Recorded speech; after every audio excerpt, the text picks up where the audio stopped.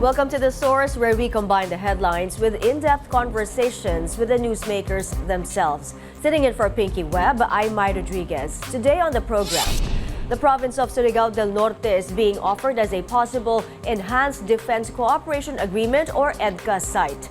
Surigao del Norte Representative Ace Barbers joins us live. Later, China is suspected of harvesting and damaging corals in Rosal Reef in the West Philippine Sea. And the government is finalizing a new standard version of the Philippine map amid China's expansive territorial claims in the South China Sea. Maritime affairs expert Jay Batong Bakal tells us more later in the show.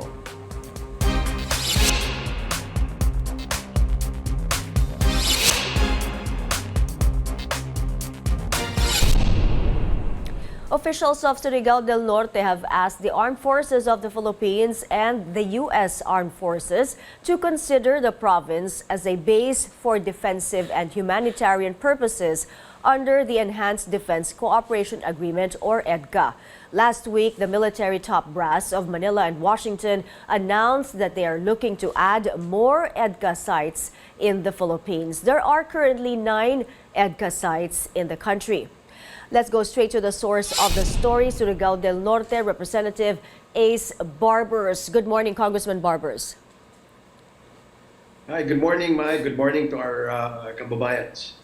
Okay, so the Philippines and the U.S. are now discussing the possibility of adding more sites under the EDCA. So tell us, why are you offering your province, which is a prime tourist and dive destination, as a potential EDCA site?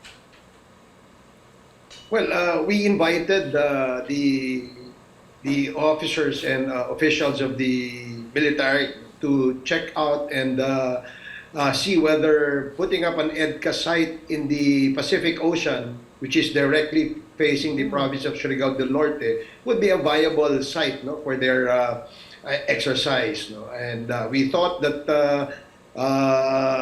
Pacific Ocean, which is directly facing the province of Surigao del Norte, would be a very strategic site for their exercise because number one, as we all, I'm sure everybody would agree that when you speak of Mindanao, there's still a little bit of a stigma, no, in the island where people, especially foreigners, would think that Mindanao is not a peaceful place in the Philippines. It's not a safe place in the Philippines. Now, the presence of EDCA in the area would probably answer all those apprehensions and maybe would erase these negative perceptions of the island, because it will promote an image of peace, stability, and security in the region. So that's one reason why we're inviting them, to look at Surigao del Norte as a possible venue for their EDCA. We all know that the Pacific Ocean is a crucial transportation route, no, for both trade and commerce in the international arena. So this is definitely an area where big vessels pass, no, and carry good number of cargoes, and some of them are even contrabands. No? So by putting an EDCA site in the Pacific Ocean, this would probably deter the prevalence of illegal activities in the area. Not to mention, the destruction of our coral reefs, no? And if this happened in the islands of Surigao del Norte and the eastern part of Visayas, it will destroy the tourism potential of this island, where we all are hinging our hopes and our economic activities in the region. Okay, Congressman, I'd like to ask about the destruction of the coral reefs, specifically, in Rosal Reef in a bit. But let's talk about the security advantage first of having an EDCA site in your province. Can you expound on why it is a security advantage to establish an EDCA site there, aside from what was earlier suggested that it will fast track or make accessible the delivery of aid in times of calamity? Yes, that's correct, Mai. No? In fact, the presence of EDCA is not just for military purposes, but also for humanitarian purposes. No, we all know that the Pacific Ocean and our province of Surigao del Norte and some parts of the Eastern Visayas, which is Samar and Leyte, has always been visited by major typhoons. No, in the last maybe half a century. We've been visited by destructive typhoons, and sometimes, aids are humanitarian aid, are actually having difficulty in distribution because of the damage that and the destruction that the typhoon or the calamity has caused. No? And by the presence of maybe perhaps an EDCA there, it would be faster and wider in the distribution of aid to these areas that will be affected by typhoons. So isa yan that's just one of the advantages that we can think of when they consider Pacific Ocean or Surigao del Norte as one of the EDCA sites. Okay, Congressman, what about the economic advantage? How exactly will your province benefit from having an EDCA site? Well, by having an image of peace, stability, and security in the area, in the region, then it may encourage tourists to come and visit, spend their hard-earned money and dollars in the area, as well as encourage and entice businessmen to put up their businesses in the southern part of the Philippines, which is the island of Mindanao. As I said earlier, there's still a little bit of a stigma. When you mention Mindanao to investors, they would always say that is it safe? Is it peaceful there?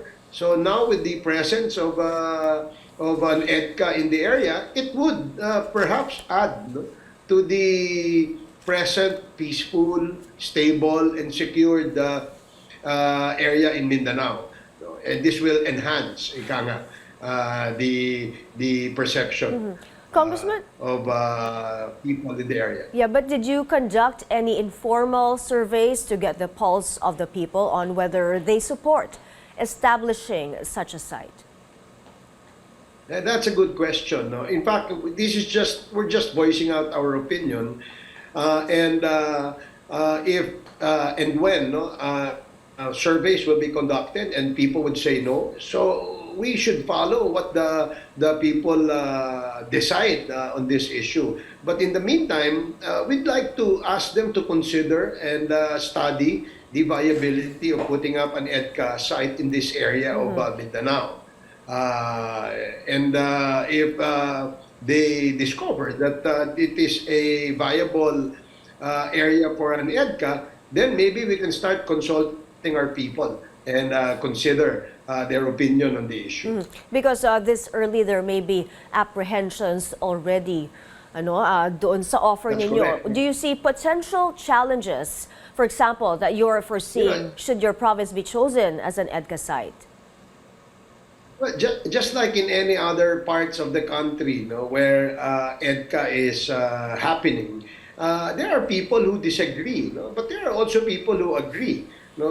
So we have to balance the sentiments and opinions of the people and see which opinion would deliver the objective of one, economic activity, two, creating an image of peace, stability, and security, and three, of course, it will deter, and someone will police the ocean, and this will deter the prevalence of illegal activities such as drug smuggling and human smuggling and the likes. So these are very important to us too.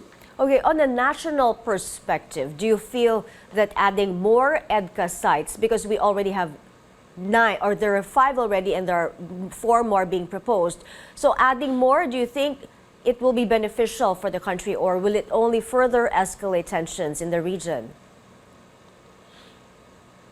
Escalating tension by the mere presence of an EDCA in the country is actually far from reality. Now, the reason why we're putting up an EDCA is because it will augment and beef up our security in the country, in the territorial waters, so that it will prevent possible intruders or invaders, such as what is happening now in the West Philippine Sea.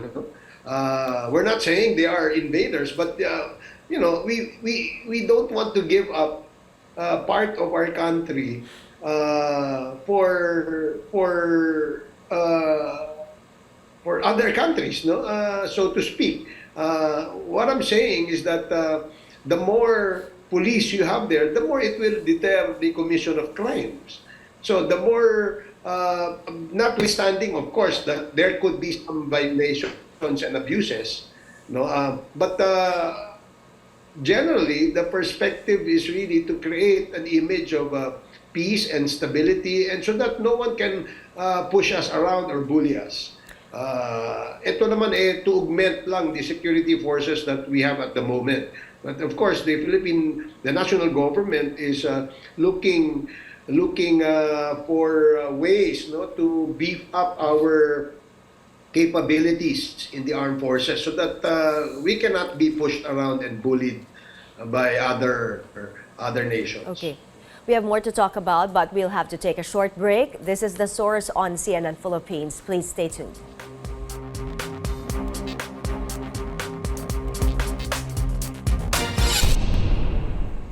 You're watching The Source on CNN Philippines. I'm Mai Rodriguez. Let's go back to our source today, Surigao del Norte Representative Ace Barbers. So, Congressman, the AFP reported over the weekend a massive coral harvesting in Rosal Reef in the West Philippine Sea. So, how urgently do you feel that we should act on this?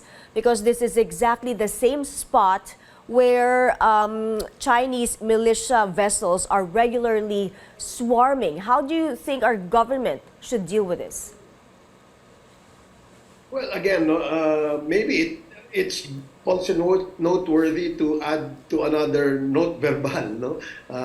With our 600 note verbal that was submitted, siguro it wouldn't hurt to add another one, no? But you see the situation shown on TV right now, no, where the destruction is so wide and vast.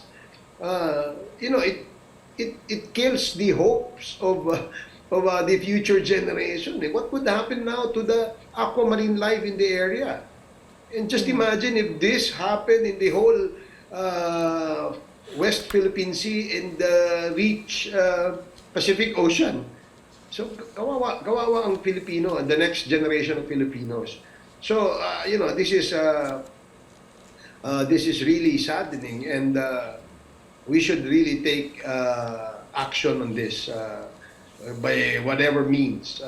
Diplomatically, we should exhaust all this means. All right, thank you for your time this morning, Surigao del Norte Representative Ace Barbers. We will be taking a short break. This is The Source on CNN Philippines. Stay tuned.